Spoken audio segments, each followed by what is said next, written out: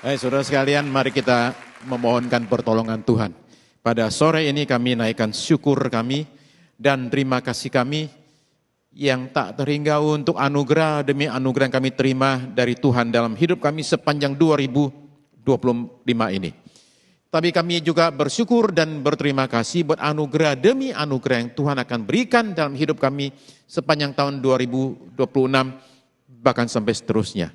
Kiranya pada sore ini ketika firman-Mu disampaikan, ya Tuhan Yesus, kuasa Roh-Mu bekerja dengan nyata di tengah-tengah kami, sehingga hamba-Mu ini Tuhan, dimampukan oleh pertolongan Roh Kudus, untuk menyampaikan hal-hal yang bersumber berasal daripada pewahyuan sorga, dan firman Tuhan disampaikan jatuh ke tanah hati yang subur, tumbuh dan berbuah dalam hidup kami. Kami siap tidak hanya sekedar mendengar firman saja, tapi mendengar dan melakukan apa yang kami dengar. Dalam nama di atas segala nama, dalam nama Yesus Kristus, Tuhan dan Juru Selamat kami yang hidup, kami berdoa dan terima semua jawaban doa kami ini. Amin, amin, haleluya. Silakan duduk, saudara sekalian semuanya. Shalom saudara sekalian, saya terima kasih kepada Pastor Juan dan pimpinan GB Gilgal yang beri saya kesempatan untuk menyampaikan renungan pada sore ini. Saudara terkasih, saya tidak tahu saudara punya acara apa untuk memperingati pergantian tahun ini. Beberapa saudara karena tahun baru setahun sekali, maka perlu dirayakan secara agak berbeda. Bagi yang lain, it's just another day, pergantian kalender saja, nggak ada apa-apa, nggak perlu dibesar-besarkan, nggak perlu secara khusus.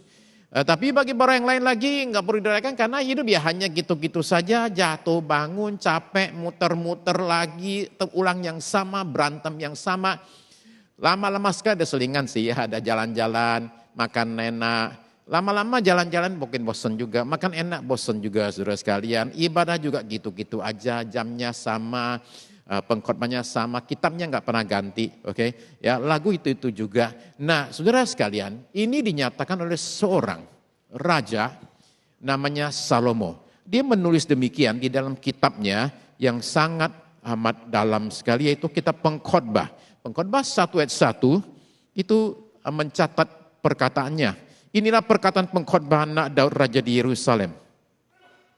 Kesia-siaan belaka. Kata pengkhotbah. Kesia-siaan belaka. Segala sesuatu adalah sia-sia. Oh, dia cerita panjang lebar apanya yang sia-sia. Nah, saudara sekalian, dia berkata, umpama contoh di ayat yang ketiga, apakah gunanya manusia berusaha dengan jerih payah di bawah matahari? Ayat 4, keturunan yang satu pergi dan keturunan yang lain datang, tetapi bumi tetap ada. Ayat 5, matahari terbit, matahari terbenam, lalu terburu-buru menuju tempat ia terbit kembali. Angin bertiup ke selatan, lalu berputar ke utara, terus menerus ia berputar. Jadi demikianlah dia menceritakan segala sesuatu yang sifatnya itu bikin capek. Saya nggak tahu saudara-saudara baca gini capek apa enggak. Nggak ada yang baru, dia kesimpulan semuanya nggak ada yang baru di bawah matahari. Bangun pagi hari, pergi kerja, banting tulang seharian, pulang kerja, tidur, besok diulang lagi. Tibalah dia pada kesimpulan yang berat ini, yaitu di Pengkhotbah 4 ayat 2. Di Pengkhotbah 4 ayat 2, dia menulis kata-kata yang berat sekali. Oleh sebab itu aku menganggap orang-orang mati yang sudah lama meninggal lebih bahagia daripada orang-orang hidup.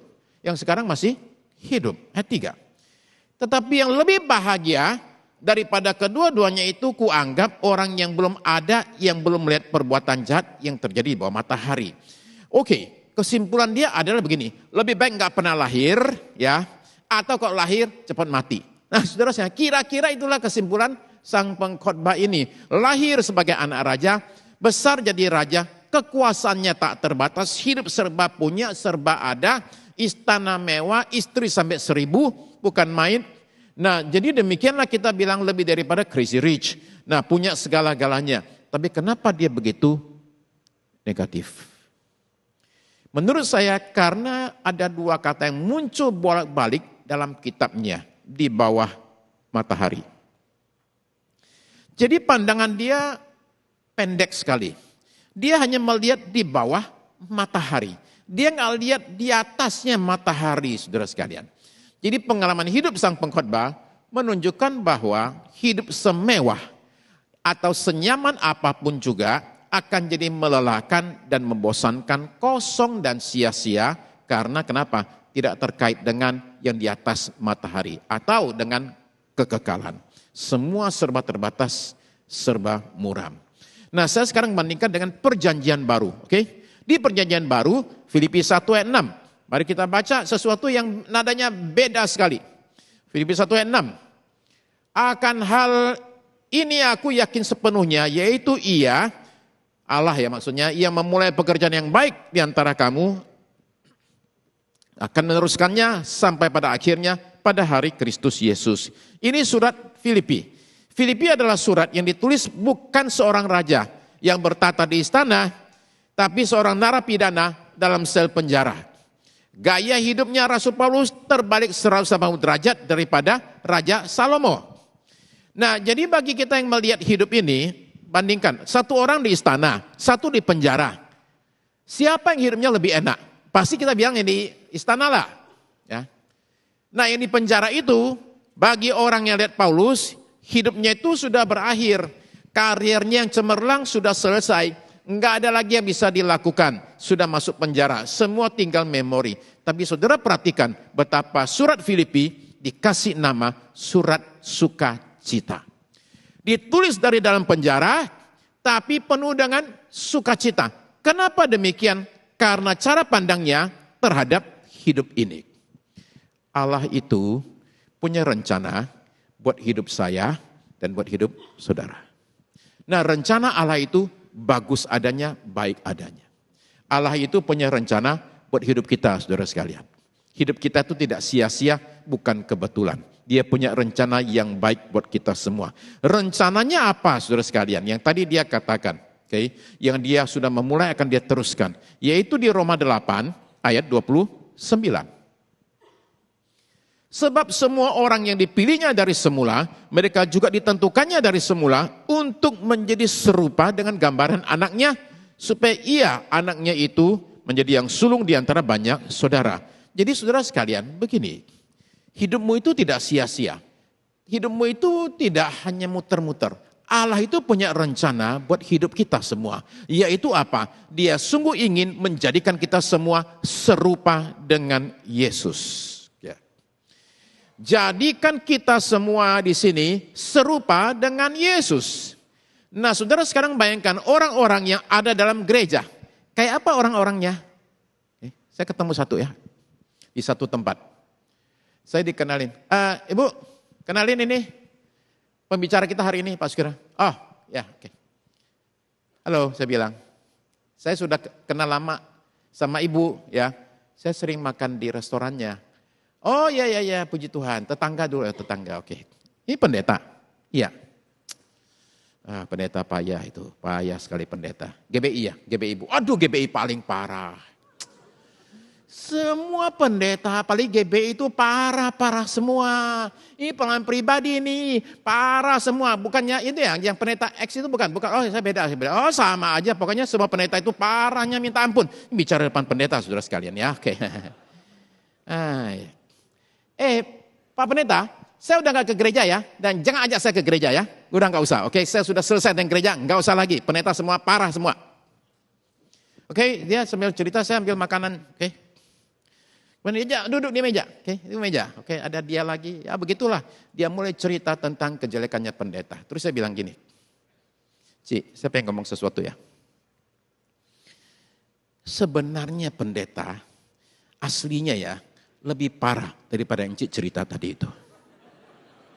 Saya tahu karena saya orang dalam, lebih parah Cik. Dia nggak ngomong lagi, oke, udah selesai, oke, selesai semua. Saudara sekalian, aslinya lebih parah daripada yang kita tahu, ya. Nah, siapa yang tahu aslinya separah apa? Jelas hanya Tuhan yang tahu parah-parahnya seseorang. Tapi apa kata Tuhan? Aku tentukan yang parah-parah ini, aku tentukan menjadi serupa dengan putraku yang tunggal Yesus Kristus. Seharusnya tadi baca Filipi 1 ayat 6, itu kita langsung begini tepok jidat, Pak, gitu, tepok jidat. Kenapa? Kita bilang wow. Saudara sekalian, kita ini yang parah-parah ini ditentukan jadi serupa dengan gambaran anaknya. Tolong jangan lirik ke sebelah bilang gini, ya Tuhan, masa yang ini seperti bisa kayak seperti itu, jangan guyon dong Tuhan. Oke. Coba lihat dirimu dan katakan, Tuhan masa aku sih? Tapi saudara sekalian, saudara perhatikan kenapa ini bisa terjadi. Ini bisa terjadi karena 3 hal. Nomor 1, Allah yang memulai. Jadi inisiatifnya itu di tangan Allah, itu yang pertama kita temukan. Karena tadi ayat 6 mengatakan Allah yang memulai. Jadi dia yang mengambil langkah pertama, dia bertindak duluan, dia nggak tunggu kita beres dulu. Dia nggak nunggu kita berubah dulu baru mengatakan, yuk mari kita mulai. No. Kita lagi masih parah-parahnya, dia sudah bertindak. Saya minta ditampilkan satu ayat yang tadi saya nggak kasih tahu, mohon maaf di bagian belakang multimedia. Yeskiel 36 ayat 24. Saudara sekalian, Allah itu nggak menunggu kita berubah dulu, baru kemudian dia memutuskan menolong kita. Sementara kita masih parah sekali, dia sudah berkata begini, aku akan menjemput kamu. Menjemput itu apa sih? Jemput itu adalah, kamu tunggu di sana, saya datang.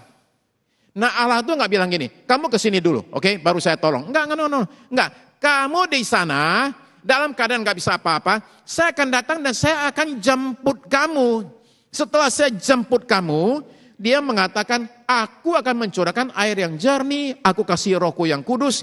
Jadi dia itu ambil inisiatif, dia memulai buat menolong kita, saudara-saudara sekalian. Ini yang luar biasa dari kisah ini. Yang kedua, Allah tidak hanya memulai, Allah yang menjalankan, saudara sekalian. Nah, proyek penting ini menjadikan kita serupa dengan Yesus, itu dilakukan oleh yang namanya Roh Kudus. Roh Kuduslah yang memampukan kita untuk menjadi serupa dengan Yesus. Dinyatakan di dalam 2 Korintus pasal 3 ayat 17. 2 Korintus pasal 3 ayat 17, sebab Tuhan adalah roh. Dan di mana ada roh Allah, di situ ada kemerdekaan. Dan kita semua mencerminkan kemuliaan Tuhan dengan muka yang tidak berselubung. Dan karena kemuliaan itu datangnya dari Tuhan yang adalah roh, maka kita diubah menjadi serupa dengan gambarnya. Gambar Kristus dalam kemuliaan yang semakin besar. Jadi saudara sekalian, Allah memulai, dia menjalankan dengan dalam kuasa roh. Saya mau tunjukkan satu gambar ya, ini bendungan. Bendungan ini ada di Amerika Serikat, Grand Coulee. Dan ini adalah pembangkit listrik nomor 6 terbesar di dunia. Kalau orang pergi ke sana, itu di Panah Merah itu ada namanya Visitor Center. Itu untuk para pengunjung boleh datang dan melihat museum ini, oke? Di situ itu ditunjukkan foto-foto, gambar-gambar, video bagaimana ini pembangkit bendungan ini dibangun. Nah, suatu hari ada pendeta datang ke situ dan dia cerita, saya bawa keluarga dan kemudian masuk ke visitor center ini. Ketika saya masuk, harusnya saya menemukan cara kerja pembangkit listrik. Waktu saya masuk ke dalam situ, ternyata keadaan gelap gulita. Saya pikir, memang sengaja dibuat gelap gulita, kan namanya juga pameran atau museum kan. Ternyata enggak, lagi mati lampu. Bayangkan ya, ini kan cuma berapa meter ke sana itu, pembangkit listrik nomor 6 terbesar di dunia. Beda cuma di 20 meter aja, listrik mati, saudara sekalian. Nah, saya ada khawatir bahwa kita orang Kristen kadang-kadang seperti itu. Bahwa kita punya kuasa, tapi kuasa itu tidak bekerja dalam diri kita, saudara sekalian. Jadi mari saya ajak kita untuk berikan kesempatan kepada Roh Kudus bekerja untuk membentuk kita serupa dengan Yesus. Allah yang memulai, Allah yang menjalankan, yang terakhir Allah yang menyelesaikan. Saudara sekalian, lihatlah keadaan dunia ini yang tambah kacau. Lihatlah hidup orang-orang sekitar kita yang kita bilang, aduh kok belum sembuh juga ya. Dan lihatlah hidupmu sendiri yang gak beres-beres juga. Saudara sekalian, apa yang terjadi kalau Allah tidak menyelesaikan pekerjaannya di tengah jalan, berhenti. Kalau Allahnya memulai saja dan gak meneruskan, alangkah menyedihkannya kondisi kita. Salah satu raksasa sastra Inggris namanya Charles Dickens. Charles Dickens ini, saya tunjukkan fotonya ya. Dia karang buku banyak sekali dan seorang sastrawan yang bahasanya bagus banget. Buku-bukunya sudah 150 tahun masih dicetak juga sampai sekarang. Apalagi dekat-dekat Natal, Christmas Carol itu adalah cerita yang sangat amat terkenal. Tentang satu orang namanya Scrooge. Seorang yang sangat amat kikir yang berubah gara-gara peristiwa Natal, saudara sekalian. Tapi begini, ada satu buku karangannya yang enggak selesai. Namanya adalah The Mystery of Edwin Drood. Nah, itu buku itu, cerita itu dia tulis di majalah. Jadi sebulan sekali Charles Dickens itu kirim karangannya ke majalah terbitkan. Nah, pembaca kan baca dong. Nah, ini tunggu bulan depan lagi, baru ada lagi. Nah, dia itu tulis 12 pasal. Tapi dia meninggal waktu pasal 6. Jadi ceritanya nggak ada yang tahu selesai seperti apa. Problemnya itu adalah cerita detektif, ada pembunuhan. Jadi sekarang pembacanya sekarang penasaran, ini sebenarnya yang bunuh siapa ya? Jadi demikianlah para pembaca berusaha cari tahu dan bertanya dan ngecek. Charles Dickens ini ada nggak tinggalin catatan siapa pembunuhnya? Ternyata nggak ada, dia nggak cerita siapa pembunuhnya. Akhirnya orang-orang ini saking penasarannya, cerita setengah jalan bikin penasaran banget. Jadi mereka panggil dukun untuk panggil rohnya Charles Dickens. Untuk tanya sama dia, sebenarnya pembunuh siapa sih? Itu aja saking penasarannya. Ternyata panggil-panggil rohnya nggak datang-datang, saudara sekalian. Oke, lagi nggak tahu lagi kemana itu rohnya. Nah, jadi saudara paham ya, bahwa orang jadi penasaran kalau cerita nggak selesai. Nggak ada endingnya. Nah, maka kita bersyukur bahwa Allah yang memulai dan meneruskan pekerjaan itu sampai selesai. Dia tidak akan berhenti sebelum selesai. Karena Allah itu setia, saudara sekalian. Jadi demikian, haleluya. Jadi saudara terkasih, proses pembentukan karakter Kristus ini, itu dikerjakan oleh Allah. Dialah pemilik proyek, dia juga kontraktornya, dia sekaligus supervisornya. Yang akan pastikan ini mutu bangunannya itu pasti bagus, bangunannya pasti akan selesai.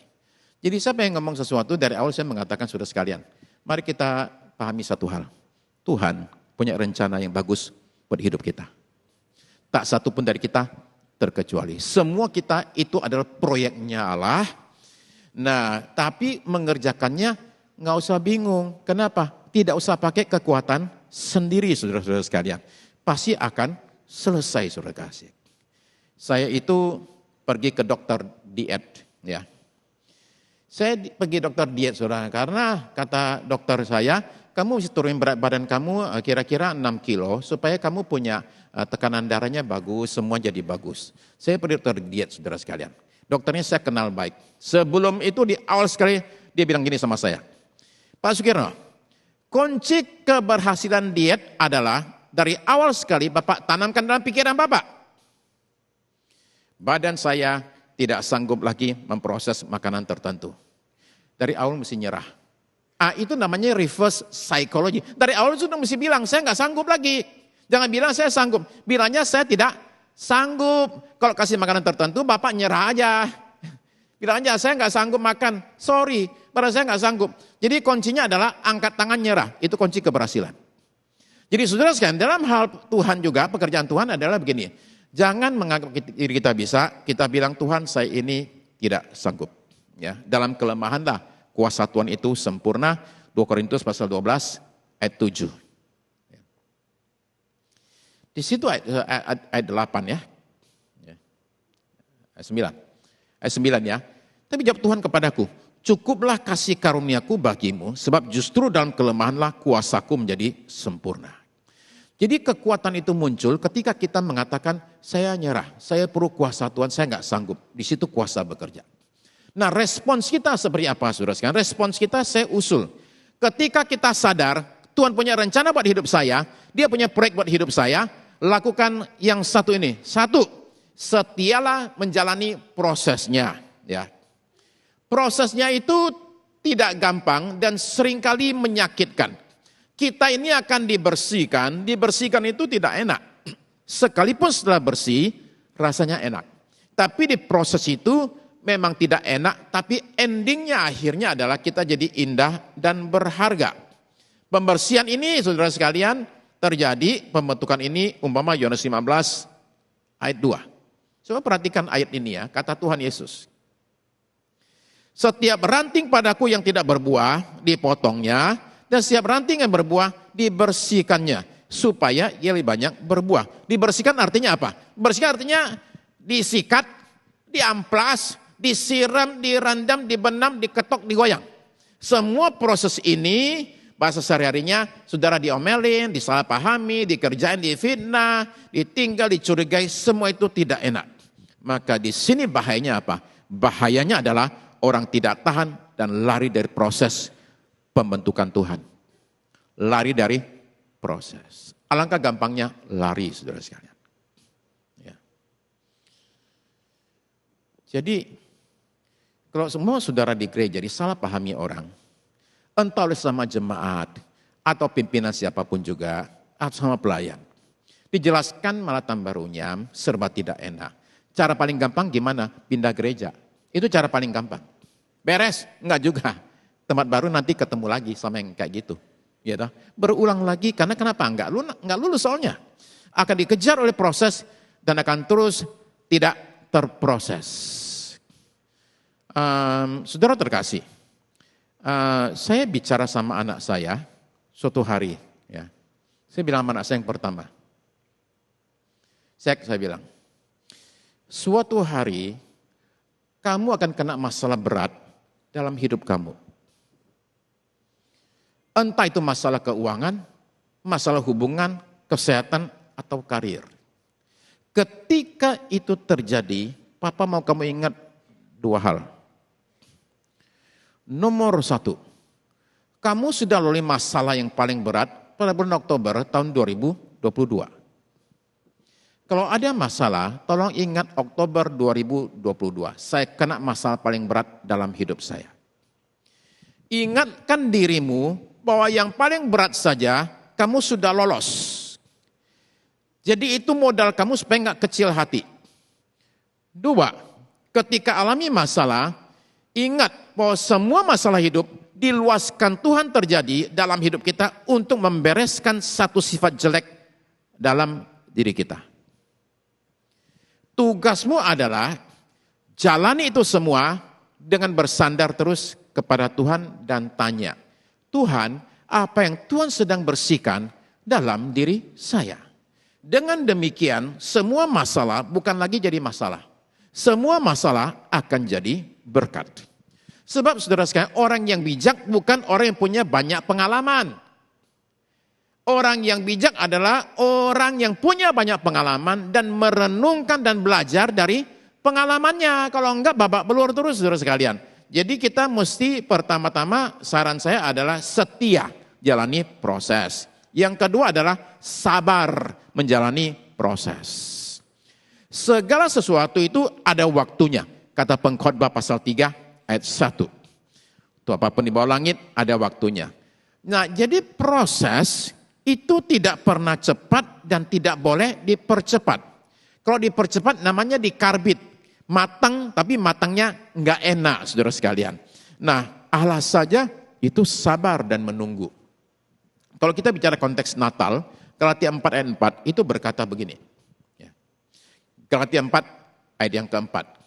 Tetapi setelah genap waktunya, maka Allah mengutus anaknya yang lahir dari seorang perempuan takluk kepada hukum Taurat. Setelah genap waktunya.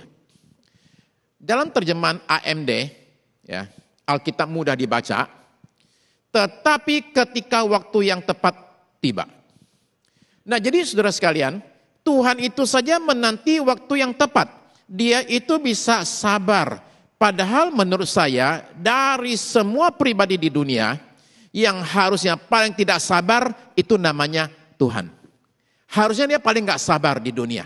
Ya, kenapa? Karena dia pencipta, pemilik segala sesuatu dan dia punya kuasa. Semua kehendaknya itu pasti jadi. Harusnya Tuhan itu paling enggak sabar di dunia. Tapi kenyataannya adalah apa kata Alkitab? Allah itu panjang sabar. Jadi saudara sekalian, Allah saja sabar. Sabar apa sih? Nomor satu, sabar dengan orang lain yang sedang diproses. Ya, kita lihat orang diproses, kadang-kadang kita nggak sabar loh. Aduh, ini orang kapan sembuhnya ya, kapan beresnya ya. Kita suka berpikir demikian. Tiap-tiap orang punya pergumulan, saudara sekalian. Ya, saudara terkasih, semua orang punya pergumulan. Jadi saya mengatakan bahwa semua kita mesti belajar memahami orang yang sedang dalam pergumulan. Ya, nah bahayanya apa? Bahaya di sini saya kasih tahu. Bahayanya di sini adalah hadapi orang yang lamban berubah, kita itu menghakimi, mengkritik, mengomel, gosip, dan marah-marah. Sementara kata Kolose 3, ayat 13-14, itu berkata begini, sabarlah kamu seorang terhadap yang lain. Ya. Saudara sekalian, sabarlah dengan pasanganmu ya, sabar ya, sabar. Sabar dengan sama pelayan Tuhan ya, sabar ya. Sabar ya dengan sama jemaat ya. Sabarlah dengan pendeta, saudara sekalian. Sebentar lagi selesai kok ya. Nah, saudara sekalian sabar ya, sabar. Kenapa? Karena Tuhan aja sabar sama kita. Nah, kita ini bolak-balik minta maaf sama Tuhan. Kan begitu kan? Minta maaf bolak-balik. Minta ampun sama Tuhan. Terkadang udah malu sendiri. Ya. Maka kita harusnya juga sabar sama orang lain. Yang berikutnya adalah bersabar dengan diri sendiri. Nggak hanya sama orang lain, sama diri sendiri juga. Jadi saya tahu saudara-saudara kadang-kadang kita berdoa malu sendiri. Kenapa? Kok bolak-balik jatuh terus ke hal yang sama. Jangan putus asa kalau masih ada sifat duniawi dalam diri kita. Jangan lemah kalau masih ada kelemahan. Semua ada waktunya. Jangan bandingkan sama orang lain. Kecepatan tiap orang itu beda-beda, saudara sekalian. Proyek dalam diri Tuhan itu belum selesai. Ya. Saudara pergi ke rumah yang lagi dibangun ya. Semua serba berantakan, oke? Kacau semuanya.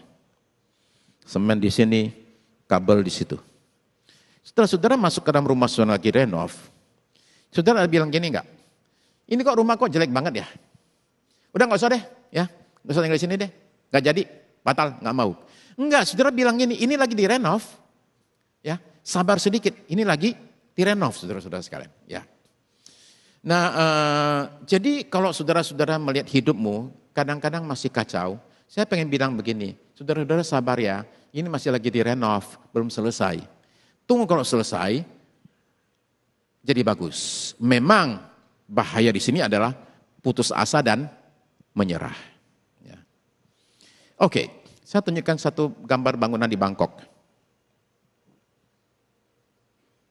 Ini adalah namanya Sathon Unique Tower, Bangkok, jadi tengah itu. Ini bangunan mulai dibicarakan, digagas, digambar tahun 90. Dan kemudian mulai dibangun, berhenti gara-gara Krismon tahun 97. Ini foto diambil tahun 2018, 26 tahun kemudian. Ini bangunan ini setengah jadi, oke? Bangunannya setengah jadi, sekarang dipakai untuk jadi orang bilang rumah hantu, bangunan hantu saudara sekalian, gelap, kosong, berdebu, dihindari semua orang. Slide berikut ini tunjukkan kayak gini loh, ini bangunannya kayak gini nih, ya. Jadi tempat orang untuk ngadu nyali, ya. Berani nggak kamu naik ke tower ini? Oke. Nah di jalan yang sama, di Bangkok ini, di jalan yang sama ada satu bangunan lain, saya tunjukkan ya, next. Ini State Tower Bangkok. Saya kasih tahu, yang sebelah kanan ini yang punya, sekaligus arsiteknya yang gambarin. Ini juga punya yang sama, gedung tadi setengah jalan. Orangnya sama. Jadi dia punya dua gedung, satu setengah jadi, yang satu jadi. Di jalan yang sama di Bangkok. Ya, cuma beda, sekian berapa, enggak tahu saya nggak tahu berapa meter, bedanya satu selesai, satu nggak selesai saudara sekalian. Nah yang satu ini State Tower Bangkok, itu karena sudah selesai, dia itu sekarang jadi hotel mewah di Bangkok. Next slide. Oke, ini dia, State Tower. Di sini ada restoran, sehingga ini masuk Michelin Guide. Ya.